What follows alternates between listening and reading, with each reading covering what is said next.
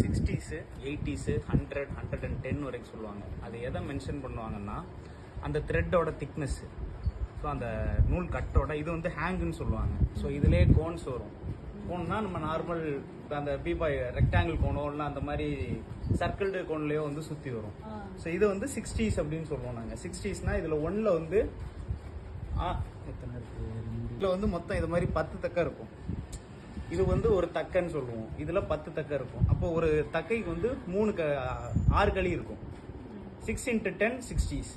இவ்வளோதான் concept. So 80ஸ்னு வரும்போது இந்த த்ரெட்டோட திக்னஸ் வந்து இதுலேருந்து இன்னும் கொஞ்சம் திக்னஸ் வந்து கம்மியாக இருக்கும், தின்னாக இருக்கும். அப்போது தின்னாக இருக்கும்போது என்ன ஆகும்னா, இப்போ இதில் வந்து 60ஸ்ல வந்து நம்ம ஒரு பெர் சென்டிமீட்டருக்கு வந்து ஒரு 100 த்ரெட்டு உள்ளே போகுது அப்படின்னா 80ஸ்ல வந்து அதிக த்ரெட்ஸ் உள்ளே போகும். காரணம் த்ரெட்டோட திக்னஸ் கம்மி.